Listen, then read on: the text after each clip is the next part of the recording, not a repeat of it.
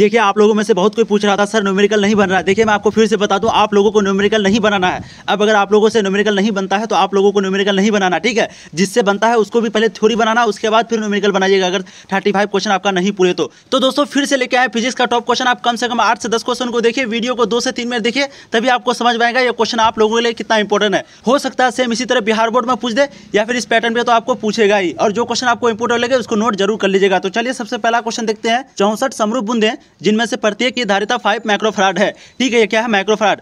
मिलकर एक बड़ा बूंद बनाते हैं, बड़े बूंद की धारिता होगी। देखिए बिहार बोर्ड में ये क्वेश्चन जब भी पूछा गया सेम इसी तरह पूछा गया, ना कोई फॉर्मूला ना कोई है, इसका आंसर भी सेम उसी तरह सेम। तो इसका दोस्तों राइट आंसर है बी, 20 माइक्रोफराड, ठीक है। तो जब भी आपको ये क्वेश्चन पूछ दे कि 64 समरूप बूंदें जिनमें से प्रत्येक की धारिता 5 माइक्रोफराड है, तो मिलकर एक बड़ा बूंद बनाते हैं, बड़े बूंद की धारिता होगी 20 माइक्रोफराड। विद्युत वाहक बल की विमा है। आपको पूछ रहा है विद्युत वाहक बल की डायमेंशन क्या है, तो दोस्तों क्या है इसका आंसर, जल्द से कमेंट करेंगे। तो दोस्तों इसका right answer option D, ml2t-3a-1, ml2t-3a-1 इसका राइट आंसर होगा, विद्युत वाहक बल की विमा है। अब नेक्स्ट क्वेश्चन देखते हैं, क्वेश्चन नंबर 3।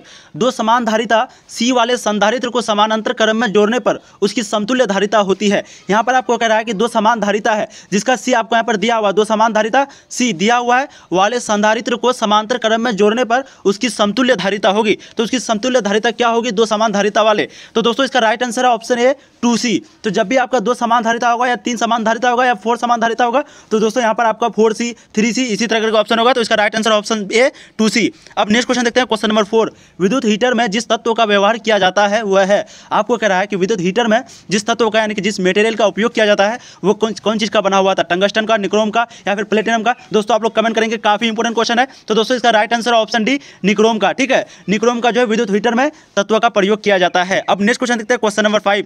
शोषित विद्युत ऊर्जा होता है। आपको कह रहा है कि शोषित विद्युत ऊर्जा क्या होता है, विभवांतर के व्युत्क्रमानुपाती होता है या फिर विभवांतर के समानुपाती होता है। तो दोस्तों 5 का आपका राइट आंसर है ऑप्शन सी, विभवांतर के वर्ग के समानुपाती होता है। तो शोषित जो ऊर्जा है, शोषित विद्युत ऊर्जा, वो विभवांतर के वर्ग के समानुपाती होता है, डायरेक्टली प्रोपोर्शनल होता है। अब नेक्स्ट क्वेश्चन देखते हैं दोस्तों, क्वेश्चन नंबर 6। वेरसन जो ब्रिज है से मापा जाता है, तो वेरसन ब्रिज से क्या मापा जाता है? काफी इंपॉर्टेंट क्वेश्चन है और ये क्वेश्चन पूछता भी है और इजी भी है। तो दोस्तों इसका राइट आंसर है सी, उच्चतम तथा निम्न प्रतिरोध। मैं पहले भी आपको करा चुका हूं, तो इसका राइट आंसर क्या होगा? ऑप्शन सी, उच्चतम तथा निम्न प्रतिरोध। तो वेरसन ब्रिज से क्या मापा जाता है? हाई रेसिस्टेंस और लो रेसिस्टेंस। अब नेक्स्ट क्वेश्चन देखते हैं, क्वेश्चन नंबर 7।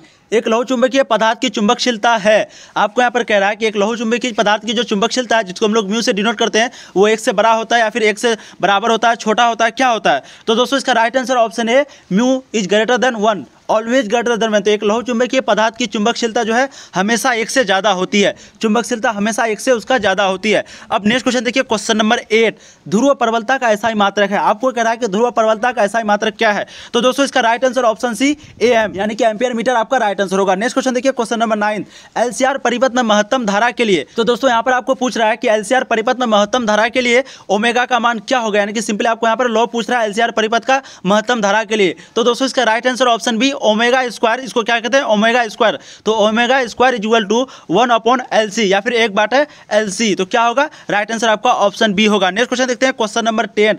यांत्रिक ऊर्जा को विद्युत ऊर्जा में बदलने वाला यंत्र कहलाता है। तो यांत्रिक ऊर्जा को विद्युत ऊर्जा में जब बदलते हैं, जो बदलता है इस यंत्र को क्या कहते हैं? तो दोस्तों इसका right answer option B, dynamo, ठीक है। काफी इजी क्वेश्चन है और ये क्वेश्चन बिहार बोर्ड में पूछता है। तो यांत्रिक ऊर्जा को जब हम लोग विद्युत ऊर्जा में बदलते हैं तो उसको क्या कहते हैं? उस यंत्र को डायनामा। अब नेक्स्ट क्वेश्चन देखते हैं, क्वेश्चन नंबर 11। नमन कोण का मान उत्तरी ध्रुव से विषुवत रेखा की ओर जाने पर क्या होता है? स्थिर रहता है, बढ़ता है या फिर घटता है? तो नमन कोण का जो मान है जब वो उत्तरी ध्रुव से विषुवत रेखा की ओर जाता है तो उस समय क्या होता है? तो दोस्तों इसका राइट आंसर है आपका ऑप्शन सी, घटता है। तो नमन कोण का मान जो है घटता है। कब घटता है? जब उत्तरी ध्रुव से विषुवत रेखा की ओर जाता है। अब नेक्स्ट क्वेश्चन देखते हैं, क्वेश्चन नंबर 12। इनमें से कौन विद्युत क्षेत्र में विक्षेपित होता है? आपको कह रहा है कि इनमें से कौन इलेक्ट्रिक फील्ड में यानी कि विद्युत क्षेत्र में कौन विक्षेपित होता है? गामा किरणें, एक्स किरणें, पराबैंगनी किरणें या फिर कैथोड किरणें? तो दोस्तों इसका राइट आंसर आपका ऑप्शन डी, कैथोड किरणें। तो विद्युत क्षेत्र में विक्षेपित होता है कैथोड किरणें। नेक्स्ट क्वेश्चन देखते हैं, क्वेश्चन नंबर 13।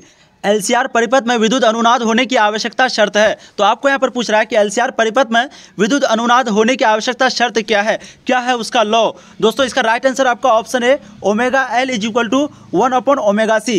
दोस्तों यहाँ पर आपको इस तरह से भी दे सकता है, ओमेगा इज इक्वल टू 1/ओमेगा LC, क्योंकि हम लोग जानते हैं L को अगर इधर लेके आएंगे तो यहाँ पर डिवाइड हो जाएगा, ठीक है। यहाँ पर L जो है इससे मल्टीप्लाई हो जाएगा, तो यहाँ पर हो जाएगा ओमेगा इज इक्वल टू 1/ओमेगा LC। या फिर कभी कभी क्या होता है, omega square is equal to 1/LC LC क्या हो जाएगा, क्योंकि ये ओमेगा यहाँ पर जाके मल्टीप्लाई हो जाएगा, ठीक है, और ये L यहाँ पर आ जाएगा, तो हो जाएगा आपका omega square is equal to 1/LC। तो कभी कभी इस तरह से भी आपका ऑप्शन दे देता है, तो अनुनाद होने की आवश्यकता शर्त है आपका ऑप्शन ए। नेक्स्ट क्वेश्चन देखिए, क्वेश्चन नंबर 14, एक प्रतिरोधक के आर पार प्रत्यावर्ती धारा का वोल्टेज मापा जा सकता है किसके द्वारा। एक प्रतिरोधक के आर पार प्रत्यावर्ती धारा का वोल्टेज मापा जा सकता है किसके द्वारा। तो दोस्तों इसका राइट आंसर आपका ऑप्शन डी, एक चल चुंबक गैल्वेनोमीटर के द्वारा। तो एक प्रतिरोध के आर पार प्रत्यावर्ती धारा का वोल्टेज मापा जा सकता है एक चल चुंबक गैल्वेनोमीटर के द्वारा। अब नेक्स्ट क्वेश्चन देखते हैं, क्वेश्चन नंबर 15, बीटा किरणें विक्षेपित होती है किस में, कौन क्षेत्र में। तो बीटा किरणें विक्षेपित कौन क्षेत्र में होती है, गुरुत्वाकर्षण क्षेत्र में, केवल चुंबकीय क्षेत्र में। तो दोस्तों 15 का आपका राइट आंसर ऑप्शन डी, चुंबकीय तथा विद्युतीय क्षेत्र में।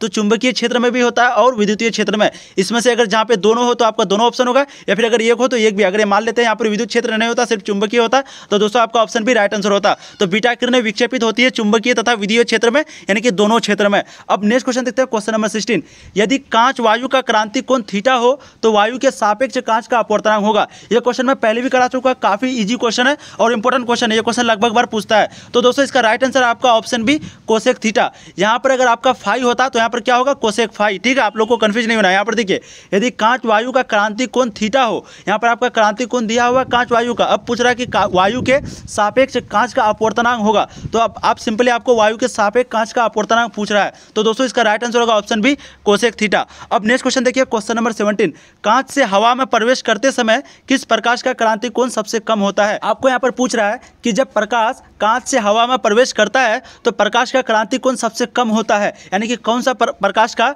सबसे कम होता है क्रांतिक कोण, लाल रंग के लिए, हरे रंग के लिए। तो दोस्तों 17 का आपका राइट आंसर ऑप्शन डी, बैगनी रंग के लिए। आपको ये आना चाहिए, सबसे कम क्रांतिक कोण किसका होता है, बैगनी रंग का, और वहीं पे सबसे ज्यादा किसका होता है, लाल रंग का। आप लोग को कंफ्यूज नहीं होना, क्रांतिक कोण सबसे कम किसका होता है, बैगनी रंग का, और वहीं पे सबसे अधिक किसका होता है, लाल रंग का। तो आपका यहाँ पर राइट आंसर होगा ऑप्शन डी, बैगनी रंग के लिए। अब नेक्स्ट क्वेश्चन देखिए, क्वेश्चन नंबर 18, जब श्वेत प्रकाश की किरण लेंस में प्रवेश करती है तो निम्न में से किस में परिवर्तन होता है। आपको कह रहा है कि जब श्वेत प्रकाश की किरण लेंस में प्रवेश करती है तो निम्न में से किस में परिवर्तन होता है, किस में परिवर्तन होता है, तरंग दैर्ध्य में, वेग और तरंग दैर्ध्य में, वेग में, आकृति में। तो दोस्तों इसका राइट आंसर आपका ऑप्शन है, वेग और तरंग दैर्ध्य में, यानी कि दोनों में। जब श्वेत प्रकाश किरण लेंस में प्रवेश करता है तो दोनों में प्रॉब्लम यानी कि फर्क पड़ता है, किसमें, वेग में भी और तरंग दैर्ध्य में भी। तो ऑप्शन ए आपका राइट आंसर होगा। नेक्स्ट क्वेश्चन देखिए, क्वेश्चन नंबर 19, दो लेंस जिनकी क्षमता -15D और +5D है को संयुक्त करने पर समायोजन की फोकस दूरी होगी। तो दोस्तों यहाँ पर आपको कह रहा है कि दो लेंस है जिसका क्षमता आपका दिया हुआ -15D और +5D। अब पूछ रहा है जब हम लोग इसको मिला देते हैं तो समायोजन की फोकस दूरी होगी। फिर से मैं कह रहा हूँ ये न्यूमेरिकल है, आपको न्यूमेरिकल के पीछे नहीं पड़ना, पहले आपको थ्योरी बनाना है, उसके बाद दोस्तों न्यूमेरिकल बनाना, ठीक है। लेकिन यहाँ पर दोस्तों 19 का आपका राइट आंसर होगा ऑप्शन बी, -10 cm। और दोस्तों जब भी ये क्वेश्चन पूछता है, यानी कि ये क्वेश्चन जब भी पूछता है 19 वाला, तो ये क्वेश्चन सेम टू सेम इसी तरह पूछता है। आप लोग कहीं भी देखे होंगे सेम इसी तरह का क्वेश्चन, ठीक है। बिहार बोर्ड में तो वैसे लगभग सब सेम क्वेश्चन ही पूछता है, 40 से 50% जो आपका सिलेबस दोहराता है, यानी कि पिछले बार का ही दोहरा देता है, इसलिए आप लोग को घबराने की जरूरत नहीं है। आप लोग आंसर ऐसे भी याद रख सकते हैं, अगर आपका 45 क्वेश्चन सॉल्व ना हो तो आपको यहाँ पर आंसर क्या याद रखना है, 19 का राइट आंसर आपका बी होगा, -10 cm, ठीक है। इस तरह याद रख सकते हैं, अगर क्षमता -15D हो, +D हो, तो वहाँ पर राइट आंसर होता है -10 सेंटीमीटर, इस तरह से याद रख सकते हैं। अब नेक्स्ट क्वेश्चन देखिए, क्वेश्चन नंबर 20, प्रकाश की एक किरण कांच जिसका अपवर्तनांक दिया हुआ μ√3 कि गोलीय सतह पर 60 डिग्री के कोण पर आपतित होती है, इस सतह पर परावर्तित और अपवर्तित होने वाली किरणों के बीच का कोण होगा। आपको कह रहा है कि प्रकाश की एक किरण जिसका यहाँ पर अपवर्तनांक दिया हुआ है, गोलीय सतह पर 60 डिग्री के कोण पर आपतित होता है। तो गोलीय सतह पर जो है प्रकाश का एक किरण आपतित होता है 60 डिग्री कोण पर, और उसका अपवर्तनांक यानी कि म्यू दिया हुआ है। इस सतह पर परावर्तित और अपवर्तित होने वाली किरणों के बीच का कोण होगा। तो जब उस पर 60 डिग्री पर पड़ा, तो जब वो अपवर्तित होगा यानी कि वापस जाएगा उसी माध्यम में, तो उस समय के कोण यानी कि दोनों के बीच का कोण यानी कि परावर्तित और अपवर्तित के बीच का कोण कितना डिग्री का होगा। तो दोस्तों इसका राइट आंसर आपका ऑप्शन डी, 90 डिग्री। तो 90 डिग्री का इसका राइट आंसर क्या होगा, ऑप्शन डी, 90 डिग्री। इस तरह से आप याद रख सकते हैं, ठीक है। अब नेक्स्ट क्वेश्चन देखिए, क्वेश्चन नंबर 21, सामान्य समायोजन में खगोलीय दूरदर्शक की नली की लंबाई होगी। तो आपको यहाँ पर कह रहा है कि खगोलीय दूरदर्शक मतलब टेलीस्कोप की नली की लंबाई कितनी होगी सामान्य समायोजन में। तो दोस्तों 21 का आपका right answer option D, FO + FE। FO मतलब फोकल लेंथ ऑफ ऑब्जेक्ट और FE मतलब फोकल लेंथ ऑफ इमेज। ठीक है, इस तरह से आप याद रख सकते हैं। तो दोस्तों यहाँ पर जो है आपका राइट आंसर होगा ऑप्शन डी FO + FE। अब नेक्स्ट क्वेश्चन देखिए, क्वेश्चन नंबर 22, वर्ण विपतन का दोष किसमें नहीं पाया जाता है। आपको यहाँ पर पूछ रहा है कि वर्ण विपतन का दोष नहीं पाया जाता है, नहीं पर आप लोग ध्यान दीजिए। ठीक है, तो किसमें नहीं पाया जाता है, तो इसका राइट आंसर होगा दोस्तों बी परावर्तक दूरदर्शक में। अपवर्तक दूरदर्शक में यह दोष पाया जाता है, दोष मतलब बीमारी। तो वर्ण विपतन का दोष जो है अपवर्तक दूरदर्शक में पाया जाता है, लेकिन परावर्तक दूरदर्शक में नहीं पाया जाता है। तो 22 का आपका राइट आंसर हो जाएगा ऑप्शन बी। अब देखते हैं next question, question number 23, photon की ऊर्जा है। फोटोन की ऊर्जा क्या है, आप लोग कमेंट करेंगे। काफी इंपोर्टेंट क्वेश्चन हो सकता है इस बार पूछ भी ले क्वेश्चन, आप लोग कमेंट करेंगे दोस्तों। मैं यहाँ पर आंसर आपको नहीं बताऊंगा। तो फोटोन की ऊर्जा क्या है, आप लोग जल्द से जल्द कमेंट करेंगे, मैं आपको कमेंट में ही आंसर दूंगा। अब देखिए नेक्स्ट क्वेश्चन, क्वेश्चन नंबर 24, इनमें से कौन आवेश रहित है। तो निम्न में से कौन किसके पास चार्ज नहीं है, अल्फा कण के पास, बीटा कण के पास, प्रोटॉन के पास या फिर फोटोन कण के पास। तो दोस्तों 24 का आपका राइट आंसर है सी फोटोन कण के पास। तो कौन आवेश रहित होता है, किसके पास चार्ज नहीं होता है, फोटोन के पास नहीं होता, अल्फा के पास भी होता है, बीटा के पास भी होता है और प्रोटॉन के पास भी होता है। अब नेक्स्ट क्वेश्चन देखिए, क्वेश्चन नंबर 25, नाभिकीय अभिक्रिया में संरक्षित रहता है। आपको कह रहा है कि नाभिकीय अभिक्रिया जो होती है उस समय संरक्षित क्या रहता है, आवेश यानी कि चार्ज रहता है, केवल संवेग रहता है, या फिर केवल ऊर्जा रहता है, एनर्जी रहता है, या फिर दोस्तों ये सभी। तो दोस्तों 25 का आपका राइट आंसर होगा ऑप्शन डी, ये सभी। संवेग भी रहता है, आवेश भी रहता है, ऊर्जा भी रहता है। तो नाभिकीय अभिक्रिया में संरक्षित रहता है, ये सभी ऑप्शन आपका राइट आंसर होगा। नेक्स्ट क्वेश्चन देखिए, क्वेश्चन नंबर 26, निम्नलिखित में से कौन सा कण अस्थायी है। आपको पूछ रहा है कि निम्न में से कौन सा कण अस्थायी है। अस्थायी मतलब एक जगह रुकी हुई नहीं है, कौन सा कण, आप लोग जवाब देंगे। तो दोस्तों 26 का राइट आंसर होगा ऑप्शन ए न्यूट्रॉन। न्यूट्रॉन जो है वो अस्थायी होती है क्या, ठीक है, न्यूट्रॉन आपका राइट आंसर है कि ये जो है अस्थायी होती है। अब नेक्स्ट क्वेश्चन देखिए, क्वेश्चन नंबर 27, नाभिक के अंदर दो प्रोटोनों के बीच कार्यकारी बल है। आपको यहाँ पर कह रहा है दो प्रोटोन के बीच कौन सा बल लगता है नाभिक के अंदर, यही आपको पूछ रहा है। तो दोस्तों 27 का राइट आंसर ऑप्शन सी, यानी कि केवल विद्युतीय भी और नाभिकीय भी। तो दोनों फोर्स लगता है, वहां पर दोनों बल लगता है, विद्युतीय बल भी और नाभिकीय बल भी। तो ऑप्शन सी आपका राइट आंसर होगा। अब देखते हैं नेक्स्ट क्वेश्चन, क्वेश्चन नंबर 28, जितने समय में किसी रेडियो एक्टिव पदार्थ की राशि अपने प्रारंभिक परिमाण के आधी हो जाती है उसे कहते हैं। आपको कह रहा है कि जितने समय में यानी कि जितना टाइम में किसी रेडियो एक्टिव पदार्थ की राशि अपने प्रारंभिक के यानी कि जब वो जितना वो शुरू में था उसकी आधी हो जाती है तो उसे क्या कहते हैं, अर्ध आयु कहते हैं, या फिर आवर्तकाल कहते हैं, औसत आयु कहते हैं, या फिर क्षय नियतांक कहते हैं। काफी इंपोर्टेंट क्वेश्चन है दोस्तों 28 का। इसका राइट आंसर होगा बी अर्ध आयु। आप लोग को मतलब यहाँ पर डायरेक्ट आंसर लगा देना अर्ध आयु, क्योंकि यहाँ पर जितना शुरू में था उसका अगर आधा हो जाएगा तो यहाँ पर राइट आंसर क्या हो जाएगा, ऑप्शन बी अर्धायु हो जाती है, उसे कहते हैं अर्धायु। अब नेक्स्ट क्वेश्चन देखिए, क्वेश्चन नंबर 29, बीटा किरणें विक्षेपित होती है। आपको यहाँ पर कह रहा है कि बीटा किरणें जो है वो कहाँ पर विक्षेपित होती है, किस क्षेत्र में, गुरुत्वाकर्षण क्षेत्र में, केवल चुंबकीय क्षेत्र में, या फिर केवल विद्युत क्षेत्र में, किसमें। तो दोस्तों 29 का आपका राइट आंसर है डी विद्युतीय तथा चुंबकीय क्षेत्र में। ठीक है, तो बीटा किरणें जो है विद्युतीय और चुंबकीय क्षेत्र में आपका विक्षेपित होता है। अब देखते हैं नेक्स्ट क्वेश्चन, क्वेश्चन नंबर 30, किसी अर्धचालक में बहुसंख्यक आवेश वाहक इलेक्ट्रॉन होंगे यदि इसमें मिलाई जाने वाली अशुद्धि होगी। आपको यहाँ पर कह रहा है कि किसी अर्धचालक में बहुसंख्यक आवेश यानी कि चार्ज वाहक इलेक्ट्रॉन होंगे, इलेक्ट्रॉन होगी यदि इसमें मिलाई जाने वाली अशुद्धि है। जब हम लोग उसमें कौन सा अशुद्धि मिलाएंगे तभी आपका अर्धचालक जो है वो बहुसंख्यक आवेश वाहक हो, यानी कि चार्ज का सबसे अधिक प्रवाह हो। आपको यही पूछ रहा है। तो दोस्तों 30 का आपका राइट आंसर ऑप्शन डी पंच संयोजी।